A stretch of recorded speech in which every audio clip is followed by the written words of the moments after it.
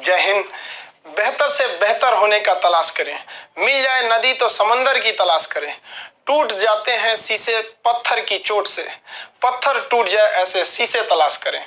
आज हम आपसे बीच में बात करते हैं अपने बचपन की कुछ कहानियों के।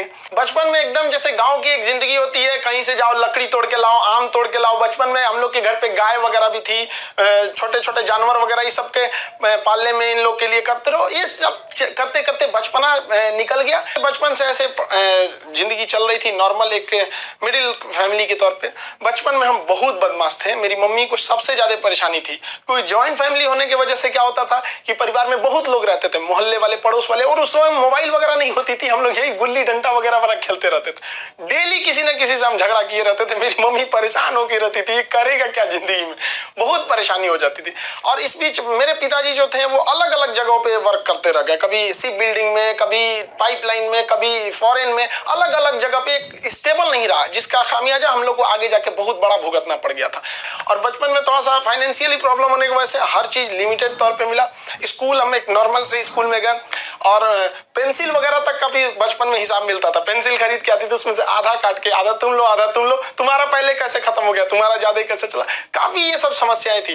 घर के आगे एक कॉलेज था, उस कॉलेज में हम लोग जाते थे देखने के लिए, किसी का पेंसिल तो छूट नहीं गया, किसी का पेन, मतलब जो कुछ किसी किसी का रह जाता था छुट्टी के बाद तो लेके आते थे लोग। या फिर किसी का मतलब कोई किसी के पेज में, किताब में, कॉपी में कुछ कुछ पेज सादा बच जाता था, तो हम लोग उसको कलेक्ट करके ले आते थे और मम्मी को देते थे। मम्मी देखिए इसमें 2 पेज सादा, इसमें 3 पेज है, वो सबको ले आके एक जगह बनाते थे। मम्मी उसको सुई धागा से सिल देती थी और उसको हम लोग एक कॉपी बना लेते थे। आज भी आदत उसी में है। ये आज महंगी कॉपियों पे तो हाथ ही नहीं चलता है, वहां पर उसी भी आदत लग गई है। वहां शुरुआत में हम जब 8 पास किए तो वहीं से हमको फौज में जाने का थोड़ा सा जुनून लगा कि हमको फौज में जाना चाहिए। तो हम 9th में जब पढ़े थे, सैनिक स्कूल का एंट्रेंस का एग्जाम दिए, उसमें मेरा सिलेक्शन ही नहीं हुआ। पता नहीं क्यों सैनिक स्कूल में नहीं हुआ। तो फिर हमने पॉलिटेक्निक का दिया, तो पॉलिटेक्निक भी उसमें देखिए एक्चुअली क्या है कि जो एकेडमिक पढ़ाई होती है उससे थोड़ा सा बेटर होता है जो कॉम्पिटिटिव होती है। तो 8 के बाद ही सैनिक के लिए एक कॉम्पिटिटिव वाला माहौल आ गया था। फिर पॉलिटेक्निक में दिए, उसमें रैंक अच्छा नहीं आया तो हम कहे छोड़ो, अब नॉर्मल 10th यानी मैट्रिक करते हैं, उसके बाद इंटर करते हैं। इंटर करने के बाद फिर हम लोग ने सोचा कि एनडीए का देते हैं। इस बीच एआई ट्रिपल हम लोग के वक्त में होता था, एआई ट्रिपल ही उसको दिए। आईआईटी के दिन तो हम सोए रह गए थे वहां, मतलब एग्जाम ही नहीं दे पाए। और फिर एनडीए के गए सिलेक्शन के लिए, तो एनडीए में रिटन एग्जाम हुआ, वो काफी ठीक ठाक था। और एनसीसी वगैरह हम लोग ने किया था, तो उससे फौज से काफी ज्यादा उससे जानने को मिल गया, कौन सा हथियार कैसे काम करता है। ये वो एक जुनून हो गया कि भाई हम लोग को ये कॉन्फिडेंस था ना कि फौज में हो जाएंगे तो ट्रेनिंग की कुछ खास जरूरत नहीं पड़ेगी। हम लोग तो इसे बहुत हद तक जानते हैं हथियारों के बारे में। सब होने के बाद वहां पे क्या होता है कि ये सिलेक्शन काफी प्रोसीजर काफी कॉम्प्लेक्स होता है। वहां मेडिकल जांच होती है हर चीज का। मेरा हाथ काफी टेढ़ा है, अभी इतना टेढ़ा होने की वजह से दोनों हाथ कि मतलब अब मेडिकली आउट कर दिया जाए। अब मेडिकल आउट होने की वजह से ये सब चीजें सही नहीं हो सकती हैं। तो यही एक तो वही था मेरे लाइफ का। इसके आगे हमने कोई सपना ही नहीं देखा था कि हमको कुछ और भी करना है। शुरू से ही फौज में ही जाना था हमको। अब हमारे लिए तो एकदम विकट परिस्थिति हो गई, साथ ही साथ फाइनेंशियली भी दिक्कत हो गया। अब क्या करें? तो नॉर्मल एक सरकारी स्कूल से इंटर था मेरा, फिर एक नॉर्मल ग्रेजुएशन किए, ग्रेजुएशन बीएससी। अब इसमें फाइनेंशियली दिक्कत भी बहुत ज्यादा आ गया। इन दिक्कत में सबसे ज्यादा साथ दिया मेरे 3 दोस्तों ने, सोनू शर्मा, पवन सिंह। इन दोनों ने मेरे को फाइनेंशियली बहुत हेल्प किया ग्रेजुएशन के दौरान। बाकी लोग की फाइनेंशियली ठीक थी, हेमंत की भी सही नहीं थी, तो वो सेल्फ डिपेंडेंट था। तो हेमंत ने कहा कि एक काम कर तो भाई, चलो तुम भी को टीचिंग में ले आते हैं। तो उसने क्या किया, हम एक कोचिंग में गए। वहां पे मतलब काफी स्टूडेंट जो थे, मतलब बहुत ज्यादा नहीं थे, नॉर्मल था कोचिंग वहां पे। वहां हम गए तो हमको फर्स्ट दिन केवल 6 लड़के मिले, और 6 लड़के में अजीब सा माहौल हो गया। वो हमको, मेरी दाढ़ी उड़ी भी नहीं थी, तो अजीब से उनको लगा कि तो हम ही लोग के बीच का है। तो हम 6 बच्चे को पढ़ाए। हमको भी खुद एम्बेरस फील हो रहा था कि ये लोग हमको उस तरह से देख क्यों नहीं रहे हैं। अब उसको 6 लड़कों से अगले दिन वो 50 हो गए, फिर 100, 150, इतना तेज बढ़ने लगा। अब वो कोचिंग वाला जो था उसको लगा कि नहीं भाई पैसा तो ठीक आ रहा है यहाँ पे, ये तो ठीक ठाक है। तो उन्होंने हमको कह दिया कि भाई देखिए सर, आपको अपना नाम, पता, एड्रेस, मोबाइल नंबर कुछ भी नहीं देना है। हमको जरूरत भी नहीं है इसकी, हमको चुपचाप पीजी वगैरह करना है यहाँ पे। हमारी तो फौज का सपना टूटा था, समझ में नहीं आ रहा था करे क्या करें यहाँ पर, क्योंकि लाइफ बड़ी अजीब चीज होती है। जब तक आपको समझ में आएगी आधी बीत चुकी रहती है। यहाँ लाइफ में क्या होता है, सोचेंगे क्या, बनेंगे क्या, ख्वाहिश कुछ और चीज की रहती है। यही है जिंदगी। सबको इसी के साथ चलना रहता है। तो हमने कहा कोई बात नहीं, उन्होंने कहा कि चलो भाई, हमारा उनको नाम पता था तो टाइटल की वजह से उन्होंने खान नाम दे दिया, खान सर। धीरे धीरे वहां पे पढ़ाते रहे, वहां पे लड़के बहुत हो गए। वो कोचिंग वालों को पैसा ज्यादा दिखता था और हमें बच्चों का करियर दिखता था। वो कहते थे कि सर इतनी कम फी में आप इतना क्यों बता रहे हो? हम कहे सर हम कैसे करें, उनके साथ किस तरह से हम कह देंगे कि तुम्हें कम बता। इस वजह से थोड़ा सा टसल हो गया, हमको वो छोड़ना पड़ गया कोचिंग। फिर दूसरे जगह गए, तीसरे जगह, उसके बाद से हम लोग ने यहाँ पर आके अपना खान जीएस रिसर्च सेंटर किए। तो हमारा यहाँ पे कुछ खास जानकारी नहीं थी पटना में, क्योंकि हम लोग गांव एरिया से आए थे। तो यहाँ पे कुछ पार्टनर्स वगैरह को कुछ ढूंढे यहाँ के लोगों को, उन लोगों ने तो सत्यानाश ही कर दिया। उन लोगों ने सारा चीज 6 महीने बाद उन लोगों का फुल प्लानिंग था कि कोचिंग को हड़प लेना है। उन लोगों ने कहा कि बेंच भी मेरा, कुर्सी मेरा, पंखा में, सब कुछ। हम तो परेशान हो गए, मेरे पास कुछ भी नहीं बचा। ये हाल कर दिया लोगों ने कि हमारे जेब में केवल 40 रुपया बचे थे और घर लौटने के लिए 90 रुपए चाहिए था। हम परेशान हो गए, भाई कम से कम 90 तो छोड़ो, घर चले जाए यार, पे यहाँ पे क्या कर दिए। कोई दिमाग काम नहीं कर रहा था। तो गंगा के किनारे हम बैठे थे शाम के वक्त में, टेंशन में। यहाँ पर सोचे कि अब टेंशन में जाएंगे अब रूम। तो यहाँ से जब रूम पे गए, वहां पे पता चला वो दरवाजा खटखटाए तो कोई खोल ही नहीं रहा था। बड़ा देर बाद खोले तो मुझे कहाँ थे, हम कहे यहीं पे नदी बैठे थे, टेंशन में थे थोड़ा सा। कहे कितना टाइम हो रहा है, हम कहे यही 7-8 बज रहा होगा। तो उन्होंने कहा कि घड़ी देखो। हम देखे रात का 2:30 बज गया था। टेंशन से ना दिमाग काम नहीं कर रहा था, क्या करे क्या नहीं, अजीब सा माहौल हो गया था। अब हम उस बीच हम कहे कि अब क्या करना चाहिए। तो लोन लेने गए बैंक में, तो बैंक वाला कहा निकलो यहाँ से, लोन लेने चले हैं, निकलो यहाँ पे। बैंक से लोन भी नहीं मिला यहाँ पे। अब हमको समझ में आ गया कि भाई हमारे पास केवल 40 बचा है, यानी ऊपर वाला हमको रोक रहा है यहाँ पर किसी ना किसी वजह से। तब हमने कहा कि नहीं, अब हमें हार नहीं मानना है। बुरे लोग जिंदगी में आते हैं, सबकी जिंदगी में आते हैं। शुरुआत में जब हम पटना में गए थे तो मकान लेने गए थे, उन्होंने मकान दे दिया, आधार कार्ड देखा तो उन्होंने जाति धर्म देख के कहा कि यहाँ नहीं रख सकते, बाहर कर दिया। वहां पे एक जगह गए चाय पीने के लिए, तो मत चाय पीने के लिए नहीं, उनके यहाँ गए थे किसी काम से ऐसे ही करने, तो चाय पिए और उसके बाद जब गए तो देख रहे हैं कि वो बर्तन चेंज कर दिया कि भाई ये इनका बर्तन अलग, हमारा अलग। अजीब सी फीलिंग होती। तो देखिए जिंदगी में अगर अच्छे लोग आएंगे तो आपको खुशियां देंगे, लेकिन बुरे लोग से घबराइएगा नहीं। बुरे लोग आपको कुछ ना कुछ तजुर्बा देंगे, अनुभव देंगे जो कहीं किसी यूनिवर्सिटी कॉलेज में नहीं मिलेगा। बुरे लोगों का भी होना जरूरी है। इस बीच हमको एक अनुभव मिला कि भाई सब पर आप आंख बंद करके भरोसा नहीं कर सकते।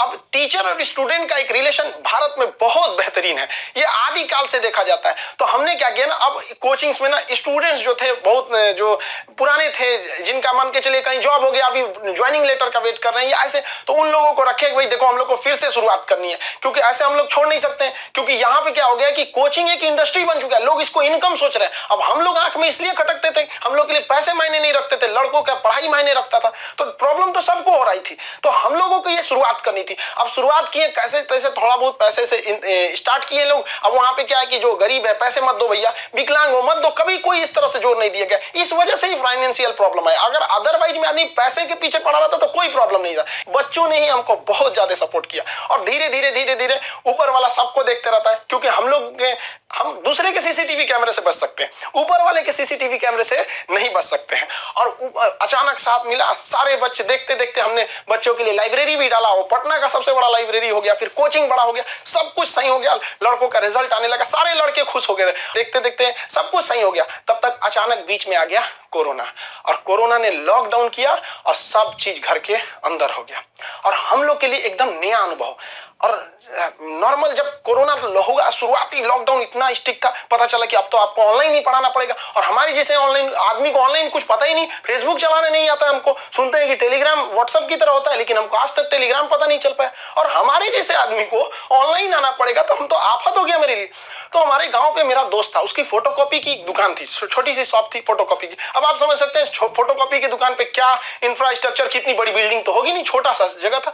अब वो शटर सामने थी, शटर गिराते थे लोग, एक लकड़ी का पलाई बनाए उस पर पढ़ाना चालू किए। पता चला सामने से पुलिस की गाड़ी जाती थी, तो शटर के अंदर हम लोग पड़े हैं, पसीना हो रहा है, वैसे पुलिस का सायरन आ रहा है, आवाज आ रहा है। लड़के कह रहे सर कैसे वीडियो बना रहे हैं, कहां से बना रहे हैं, ना लाइट सही है ना आवाज सही है। हम कहे भाई हमको यही है जो है। धीरे धीरे लोग पसंद करने लगे यहाँ पे कि हाँ ये बात सही है। अब हमारे एक दिल्ली के हमारे एक मित्र हैं मिश्रा जी, उन्होंने सारा सेटअप किया कि ये कैमरा ठीक रहेगा, ये लाइटिंग ठीक रहेगी, ऐसे ऐसे सही रहेगा। उन्होंने बहुत बेहतर काम कर दिया, मेरे लिए अच्छा हो गया।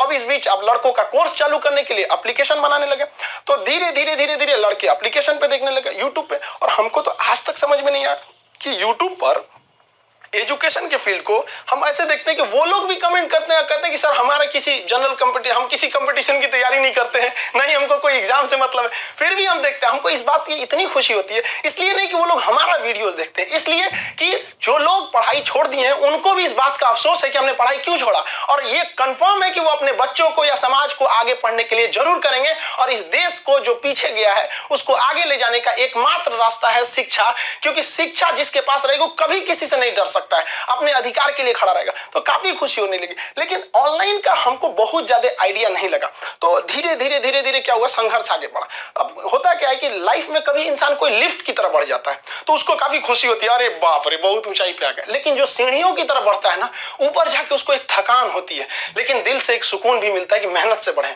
तो उसके लिए ऊंचाई बहुत मायने नहीं रखती है। तो जो लोग देखिएगा ना उतराने लगते हैं, अहंकार कर देते हैं, उस समझो लिफ्ट से बढ़ा है सब वहां पे। तो जीवन में कभी किसी को अहंकार तो करना ही नहीं चाहिए यहाँ पर, और ना ही दूसरे की बुराई करनी चाहिए। दूसरे की बुराई से कोई फायदा नहीं मिलता है, आपस में मिलजुल कर रहना चाहिए। बुझ जाते हैं कभी दिए तेल की कमी से भी, हर बार कसूर हवाओं का नहीं होता है। सारे स्टूडेंट या जितने भी लोग रहते हैं उन्हें दूसरों के मैटर पे ज्यादा नहीं पढ़ना चाहिए। लाइफ में हम इतना कहते हैं, हमने लाइफ में कभी किसी से बदला लेने की भावना नहीं रखा। एक दिल में ये रहता था हमें बदला नहीं लेना है, हमें बदलाव लाना है, एक चेंज नहीं। दूसरे के मैटर पे आप मत देखिए, दूसरे पर पीएचडी करने से बेटर है खुद पर ग्रेजुएशन कर लीजिए, क्योंकि काम आपको आना है, दुनिया आपके काम नहीं आने वाली है यहाँ पे। इसलिए बेटर खुद से करना चाहिए। और कभी भी अपनी प्रशंसा या अपने अंदर बहुत ज्यादा कि हम तो ये कर लेंगे, ये गलत बात है। अगर किसी को सुसाइड करने का मन है तो कृष्ण भगवान ने क्या कहा था कि सुसाइड करना, अगर सुसाइड करना चाहते हो तो खुद की तारीफ कर लो, खुद की प्रशंसा करो, ये भी एक सुसाइड है, वो आपको आगे बढ़ने नहीं देती यहाँ पर। इसलिए हमेशा निरंतरता जरूरी है, क्योंकि लुढ़कते पत्थर पे कभी काई नहीं लगती है। हमको भी बीच बीच में कई ऑफर आए, यहाँ आ जाइए वहां गए, भैया हम बहुत खुश हैं, इतने में ही हमको ज्यादा लड़कों को हम मिनिमम फी में पढ़ाना चाहते हैं लड़कों को। और लड़कों को भी कहते हैं यार थको हारो मत, सबका पढ़ाई से मन उगता है, कौन किसको मन करता है। लाइफ में हम कभी 4 बजे उठ के पढ़े ही नहीं। यहाँ पर मेरे दादाजी बोलते थे 4 बजे उठ के पढ़ो, हम 4 बजे उठे, 6 बजे तक पढ़ाई के, पूरा दिन भर दिमाग घूमते रहा, हम कभी नहीं उठते। सुबह मेरा क्लास रहता है ना 8 बजे 7 बजे, तो हमको उठना पड़ता है, और जिस दिन क्लास नहीं रहता हम 12 बजे सो के उठते हैं। आप जिस वक्त कंफर्ट है आप उस वक्त कीजिए। हाँ ज्यादा अच्छा रहेगा कि अगर आप सुबह हार्डली 6 से 7 के बीच में उठ जाए, ये ज्यादा अच्छा रहता है, ताकि आपके पास पूरा टाइम बचा रहे वर्किंग के लिए, ये सही रहता है। लेकिन ऐसा नहीं कि नहीं 4 बजे उठे, जब आप कंफर्टेबल है तब कीजिए। और लाइफ में स्टूडेंट को भी कहते हैं अपने बॉडी का भी ख्याल रखिए। अगर आपका नींद पूरा नहीं है, बीपी का प्रॉब्लम, बहुत लो बीपी है, या फिर प्लेटलेट की कमी है, हीमोग्लोबिन की कमी, बट आपका बॉडी सस्टेन नहीं करेगा। आप 2 घंटा पढ़ना चाहेंगे, 6 घंटा 2 घंटा में उठ जाएंगे। कई लड़के कहते हैं कि हमको 8 घंटा पढ़ना है, नहीं भैया आपको 8 घंटा नहीं पढ़ना है। आप देखिए आपका बॉडी कितना देर तक उसको सस्टेन कर सकता है। आप आज 8 घंटा पढ़िएगा, 10 दिन पढ़ेंगे तो एक टाइम टेबल बनाएंगे, वो टाइम टेबल 5 दिन तक फॉलो होगा, फिर फेंक देंगे उसको। जब तक आप सस्टेन कर रहे हैं तब तक ही पढ़िए, जितना में आपकी बॉडी उसको अलाउ कर रही है, जबरदस्ती नहीं कीजिए। और लड़का आजकल तो प्यार मोहब्बत की दुनिया में घूम जाता है, उसको हम समझाए या दुनिया का कोई समझाए कोई फर्क नहीं पड़ता, क्योंकि चुनाव और इश्क में किए गए वादे हवाई फायरिंग कहलाते हैं, इससे कुछ नहीं होता है। हम लोग भी बचपन में थे तो हम लोग के भी टीचर समझाते थे कि देख बाबू तुमको जो एक काम करो, तुम अपने हिसाब से सेलेक्ट कर लो, और तुम पढ़ लिख के जॉब हो जाए या फिर सक्सेस हो जाओ तो आके तुम लोग उसको मतलब अपने हिसाब से फिर से तू सेलेक्ट की हो, फिर से बात करना उसको। तो हम लोग जितने दोस्त थे 4-5 लोग दोस्त अपने ग्रुप में पढ़ते थे, सब कहा गया हम ओके सेलेक्ट कर दे रहे हैं, हम ओके सेलेक्ट कर दे रहे हैं। 8-9 साल बाद सक्सेस होके आ जाएगा ना तो फिर बताया जाएगा कि भाई तो हम पहले सेलेक्ट किए थे। तो सब एक मिले, सब एक बार हमारे दोस्त सब आए थे सब यहाँ पे, तो कहा कि एक उसी में बहुत बदमाश था, कहा कि चल देखते हैं लोग सबका हाथ चल लेते हैं। पता चला कोई 3 बच्चों की माँ है, कोई 2 बच्चों की माँ है यहाँ पे। ये सब चीजें देखिए लाइफ में बहुत मायने नहीं रखती है। आप सक्सेस हो जाइए, सब कुछ होगा, जिंदगी हो या व्हाट्सएप, लोग हमेशा स्टेटस देखेंगे, क्योंकि वर्षों बाद जब लोग आपसे मिलेंगे तो आपसे हैसियत पूछेंगे, आपकी खैरियत पूछने वाला कोई नहीं रहेगा यहाँ पर। इसलिए हर हाल में आप कामयाब बनिए, चाहे जो भी हो जाए आपको कामयाब बनना ही पड़ेगा। आप जिस भी फील्ड में वहां लगातार मेहनत करते रहिए, हमेशा आगे बढ़ते रहिए, दिन रात हमेशा कोशिश कीजिए कि कल का जो चीज है उससे बेटर आज हमने मेहनत किया कि नहीं किया। लेकिन अगर आप इसमें कंटिन्यूटी नहीं रखेंगे तो सक्सेस नहीं हो पाते। बहुत से लोगों के पास गरीबी होती है, पैसे कम होता है, ये समस्या थी। हम लोग के समय तो और भी समस्या थी, क्योंकि डिजिटलाइजेशन नहीं था, वो कोर्स बहुत महंगे होते थे। आजकल तो हर चीजें ऑनलाइन होने की वजह से बहुत सारी सस्ती हो गई। हम लोग तो जो ये जो मैगजीन होती थी वो उस महीने नहीं खरीदते थे, अगले महीने खरीदते थे, क्योंकि उसका दाम एकदम कम हो जाता था, तब हम खरीदते थे, कोई दिक्कत नहीं था। तो क्या दिक्कत है, वो आदमी कलेक्ट करके पढ़ते रहा। गरीबी सबके सामने होती है। हम लोग को तो 40 रुपया छोड़ा था, घर लौटने को नहीं था, तो इसलिए खान सर यहाँ बन गए। 90 रुपया रहता तो हम घर चले गए रहते, फिर पता नहीं क्या हुए रहते। सबके देखिए, आपके जेब में गांधी हो ना हो, लेकिन दिल में एक आंधी होनी चाहिए जो एक बदलाव ला सके। अभाव में जिए, लेकिन उस अभाव के रहते हुए भी पूरी दुनिया पर एक प्रभाव छोड़ के जाइए। अभाव से कुछ नहीं होता है। समाज आपको याद रखनी चाहिए। लोग आते हैं खाली हाथ, लेकिन जब आप समाज को, दुनिया को छोड़ के जाइए, तो अपने पीछे कुछ आदर्शों, कुछ सिद्धांतों को छोड़ के जाइए, वरना ये कहावत रह जाएगी कि खाली हाथ आते हैं, खाली हाथ जाते हैं। बहुत से लोग खाली हाथ आते हैं, लेकिन खाली हाथ नहीं जाते हैं। स्वामी विवेकानंद, एपीजे अब्दुल कलाम, क्या ये खाली हाथ आ गए? खाली हाथ आए जरूर थे, लेकिन खाली हाथ ये गए नहीं। हमारे लिए कुछ आदर्श, कुछ उम्मीदें छोड़ के चले गए।